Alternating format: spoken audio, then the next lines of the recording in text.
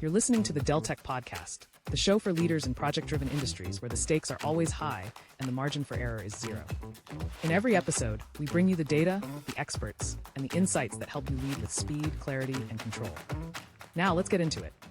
Hello, everyone. I'm Noura Bashshur. I'm Product Director for AI Proposals here at Deltek. Today, we're going to talk about how AI is impacting the government contracting industry. Everything from AI's impact on efficiency, proposal, compliance, operations, and some other factors. I am super excited to be joined by Kevin Plexico, Senior Vice President of Information Solutions at Deltek. I personally have the good fortune of working for Kevin, and he, as you all know, is an industry luminary and a thought leader in the government contracting space. Would you mind sharing just a little bit more about your background and expertise, Kevin? Sure. Thanks, Nora. Appreciate the introduction and really great to be on this with you. I joined Deltek through an acquisition back in 2010. I've been with Deltek since then. I lead the GovWin market intelligence product offering, including the research team that delivers a lot of the research and analysis inside the product. So really good to be here. My career is sort of built on, market analysis since I first joined the industry. All right, you ready to get into it? Yeah, let's go. All right, so we know that this year has just flown by with more changes and more complexity than anyone in the GovCon space could have imagined. Contractors are feeling the pressure from speed, complexity, compliance, and AI is becoming kind of like a center point of helping companies adapt to all these changes. What are the factors that you see that are driving the urgency around AI adoption in our industry? Yeah, well, I think AI has already had an impact on any industry for that matter in the way people work, particularly in the white collar world and the office world. I see it every day in our own company, and I see it in so many other companies that I talk to where their people are using it on a regular basis. I think what makes it really unique in the government contracting space is that it's really no different. There's still the same need for how can we do things like proposals faster? How can we understand government requirements and analyze them and understand them and respond to them? I think what's been really interesting about the last, say, year and a half is the government contracting market has been full of challenges, but also full of opportunities. We've seen the impact of DOGE that has created this sort of, I call it the haves and have-nots. If you happen to be a company doing business in certain agencies where DOGE was really active, obviously Agency for International Development sort of is on one extreme, as well as the Department of Education. Companies have lost contracts, had contracts terminated, and are really struggling with profitability and growth. And other companies have been in areas of the market that seem completely insulated from that, like in the Department of Defense or the Department of Homeland Security, which are obviously much more in line with the policies of the new administration. But I think in all cases, there's fewer companies competing in the market, and they're competing more aggressively with a more sophisticated seller. All the companies that are still in the market, working on these IDIQ contracts, working with complex buyers, have really upped their game in terms of their sophistication. And I think that has really brought AI as sort of an enabler, especially for smaller companies, to be able to compete with larger companies in some of these unique requirements, unique demands, and being agile and ability to adapt, especially when the cost pressures are so profound. Yeah, the cost pressures are really intense, and the RFP landscape is really changing quite a bit too. If we focus in on RFPs in terms of like cycle time accelerating, increasing compliance burdens, possibly, workforce challenges our customers might be facing, how do you see these different factors adding additional pressures to our customers? And then where do you see, in all the conversations you have in industry, where do you see contractors facing the most pressure? Yeah, so I think we've seen the IDIQ market really balloon in the government space. More agencies are using them. This obviously predates the Trump administration, probably goes back a couple decades at this point. But we've seen just initially it was information technology work, and then it was construction work, and now we're seeing almost every industry in the government market shifting to use these sort of IDIQ contracts where they pre-qualify a set of vendors based on a pretty high bar of compliance capabilities and sort of corporate capabilities, and then they issue task orders under those contracts. And the task order response time for those types of procurements, as you well know, Nora, is just extremely fast and quick. Companies need to be able to generate a potentially, $100 million task order in a matter of days that incorporates, compliance capabilities, past performance, as well as teaming relationships that are intertwined that and bid a sophisticated bid on a task order opportunity, again, in a matter of days. So I think that's put a lot of pressure on how companies think about their proposal operations. Their traditional capture management processes that used to be months long are now compressed into weeks. And I think the result of that is that companies are having to figure out, how do we respond quicker? How do we respond faster and still not lose quality in that, and also not lose intimacy? And if you think about the value of AI, it can't replace the human relationship that a business development person has with their government customer, but it can really help with things like the drafting of language for an RFP or proposal. We're seeing government use it too, for that matter. But I think it really helps companies bring to bear a much faster and more agile proposal response environment than they've had in the past. Yeah, I cannot say I miss those sleepless nights. It's a lot of pressure.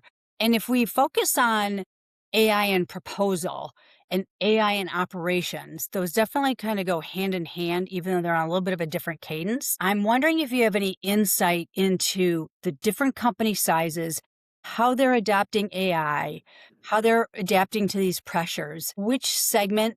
Sometimes we view it as which segment is moving fastest, but maybe Yeah. which segment is moving fastest, and then which segment is also moving best in terms of adapting to all of these pressures.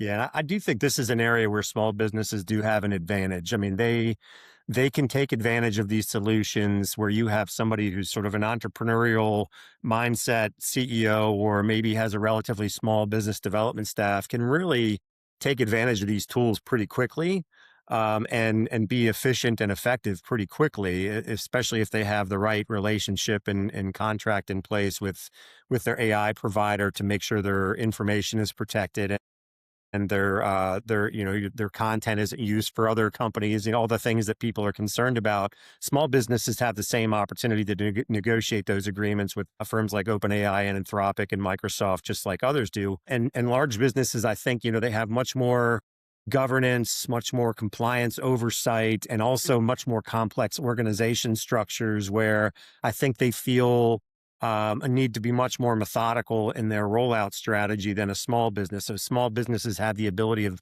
being agile and flexible in how they use these tools, whereas larger businesses sort of need to be more methodical. And so I think that's where we're seeing differences. Everybody's rushing to adopt it, but some are able to take advantage of it more quickly than others. I think that change management aspect and perspective is incredibly important. And maybe, as big companies start planning for change management, and I think you're right in terms of those smaller companies can kind of sometimes just like do change management on the fly, but bigger companies, a lot more roles, a lot more layers, they can't always do that on the fly. And so there's a little bit of planning there. And if we think about that in terms of like AI, change management proposal, do you see particular AI innovations that deliver a lot of value in proposal and compliance?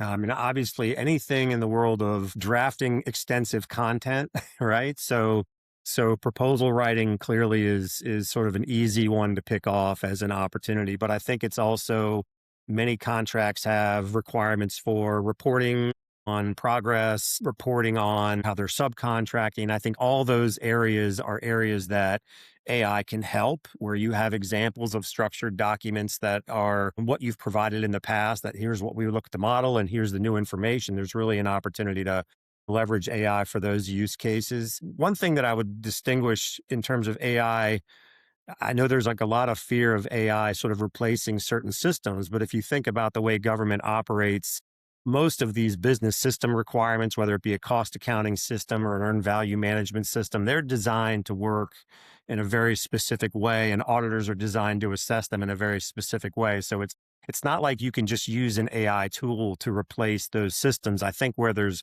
a real advantage is leveraging those systems and having those systems have AI integrated tightly into them. And that's obviously one thing Deltek is very focused on, is how do we implement AI capabilities into our business systems that we sell to our customers. So AI is sort of part and parcel to the system that you're going to need to comply with government. Without that, you can't just use AI to replace an EVMS, but you can use AI in an EVMS extensively. Yeah, it's been a lot of fun just thinking about this in terms of like the user perspective and their workflows, and then the different roles, how each role has its own workflow, but then sometimes there's work streams along with those workflows. I'm 7 months now in at Deltek, and I just really appreciate how the company develops its products with that in mind, because you're right, AI isn't necessarily a replacement. It can automate things, but if we don't kind of respect the roles of the users, the workflows in those work streams and how they all orchestrate together, sometimes that experience for the user isn't as seamless as we'd like to, deliver. We are seeing AI do things like increasing throughput, reducing manual work and manual rework, maybe even things like improving forecasting for pursuit and program teams. And you speak with a lot of executives, and sometimes these different roles have different types of priorities. Which would you say, like, if you think about operational gains or goals at the executive level, what are the executives talking about these days in terms of like AI and their goals? I mean, automation and efficiency is number one, right? If we can reduce our overhead costs, we can be more competitive. And wherever we can apply AI to drive efficiency in our office operations can immediately turn into competitiveness from a pricing point of view, as well as higher profitability. And every company is looking to maximize profits, or in some cases, just achieve profits in a market where their contracts are being cut for those that are facing that challenge. About automation of AI in a lot of these cases, it's not just like authoring content. There's obviously a big benefit there. It's also how quickly can somebody use some of these tools to get to the understanding of the unique nuances within the market and the unique requirements. So I take, for example, the new FAR overhaul that's underway. How does someone in a small company keep up with all those changes that are happening in federal acquisition regulations? And frankly, which agencies are taking advantage of the deviations that are allowed for certain FAR clauses and other agencies not? So I think it's like all about automation, helping to automate content generation, not without human intervention, not without human in the loop, as they call it. I think in all cases, companies are expecting there to be a human involved and guiding and assuring the quality. So it doesn't replace that, but it does facilitate that process. And then one of the things that, we talk about a lot, this is a very unforgiving market with very complex documents, right? Yeah. We have very long RFPs. We have very long compliance requirements, and they require excruciating attention to detail to make sure a company complies with them. And that's a great use case for AI to identify gaps on an automated basis. You still have to, make sure you do it manually, but if it can point me to the 5 or 10 things that it can identify right off the bat, at least I can target my attention. But those types of things you can run as I think about how a proposal develops, right? It's not like it's just everybody go, right, it's done Friday, you're good, right? There's iterations, there's constant rework, and there's lots of people in an organization that are typically involved in that process. It's not a one-man job either. And so being able to run those kinds of compliance checks, those kinds of quality checks, whatever the report is or the output is, in the case of a proposal, it's a proposal. But any of those types of situations can really help drive efficiency and the quality of the output as well, I think. Yeah, I would agree. And I think one of the keywords you said was iteration. It's a very highly iterative process with a number of roles at different skill levels involved.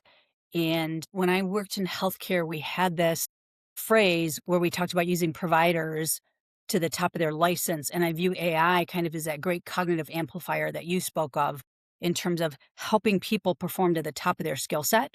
So instead of taking a highly skilled proposal team individual and having them manage a library of content, AI can do that for them so they can focus on writing and strategy. And tying back to something else you said in terms of, writing itself isn't necessarily the bottleneck. Surfacing all the compliance gaps, whether that's compliance with FAR or a compliance gap in the responsiveness of your response, and helping just that integrated proposal and pursuit team work to the top of their skill set to make sure the strategy that they've been working for in this particular pursuit actually does flow down through proposal. I think those are all really great key points.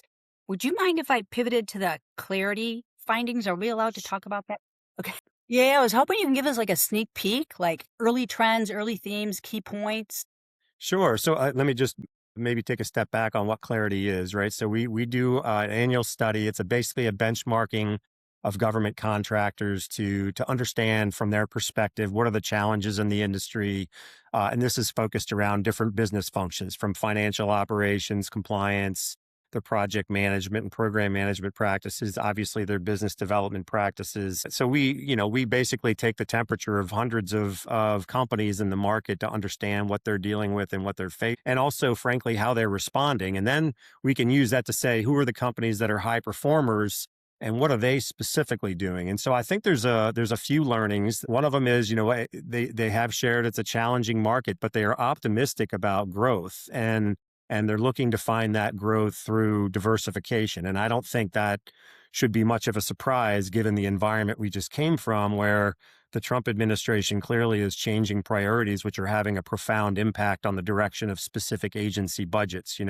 Agencies like Department of Defense, 40% increase requested for 2027 in the DoD, which is by far the largest defense or by far the largest department, would have a profound impact for contractors.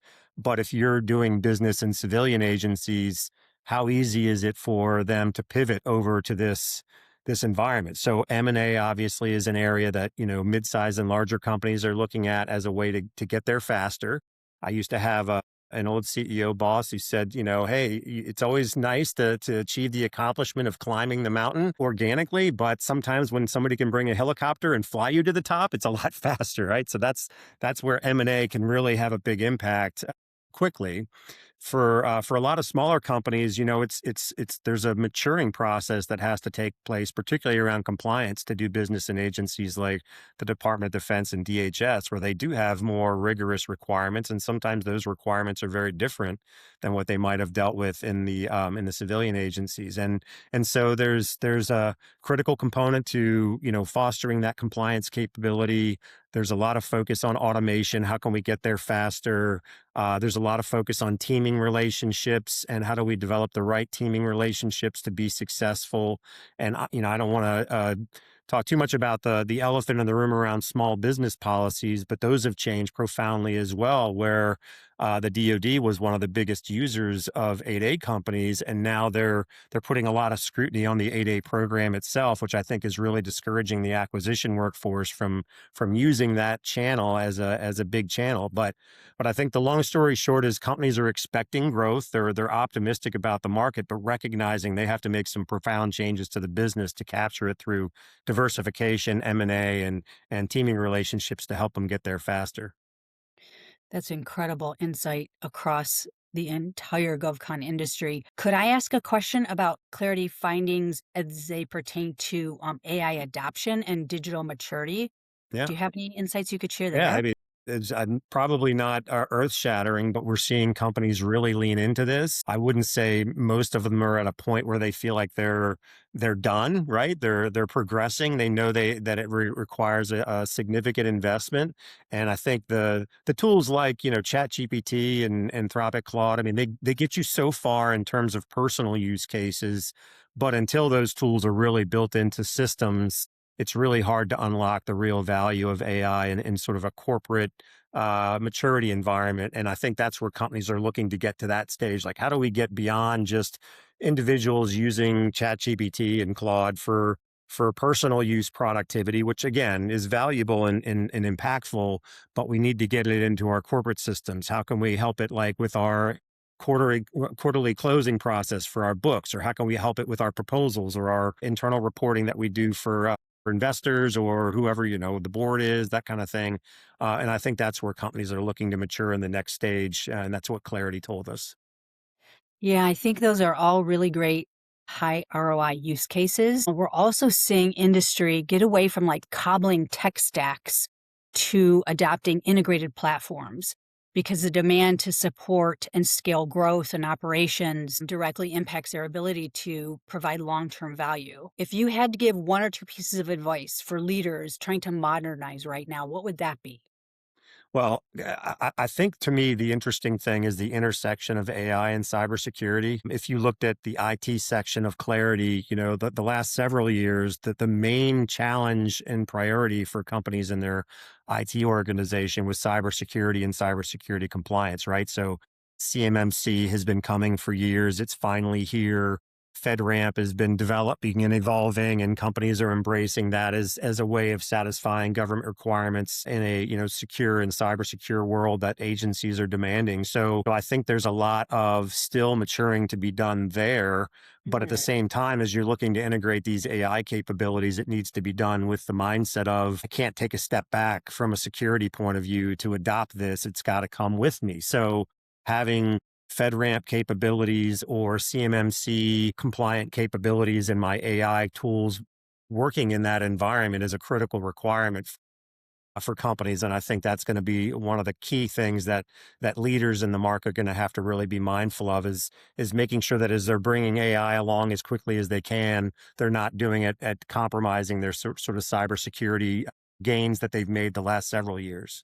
Yeah, that makes a lot of sense, especially with the increased kind of focus on supply chains. Do you have any parting thoughts for us, Kevin, as we conclude today's conversation? Yeah, I mean, I guess I would say it's been a challenging year for a lot of companies. Again, there's been sort of the haves and have-nots. And at the same time, I think as we've gotten more experience with this administration and DOGE activities have wound down. We've seen DOGE really wind down. Effectively, it's been dissolved ahead of schedule. I think companies now have a little bit more line of sight on how to get after the market. It is going to take work. It's going to take sophistication. It's going to take investment, but the opportunity is there. And once you have that compliance framework in place, you can really open the door to a lot of opportunities in government and a lot of different agencies. I think that's what agencies are really looking for, is not just any company to come in and provide some capability. They really want to see mature companies that know what it takes to comply with government requirements, not just the specific requirement the agency has, but also the compliance requirements that come with that. And making that investment, I always say making the investment in compliance is really making an investment in a competitive differentiator versus a lot of other firms that maybe aren't willing to make that investment. That makes a lot of sense. Thank you so much, Kevin, for your time. This has been a great conversation, and we appreciate you giving us a sneak peek into Clarity. And I think that's all the questions I have for you today. Thank you, Noura. It's great to chat with you today. Good to see you. Bye. Thank you, everyone.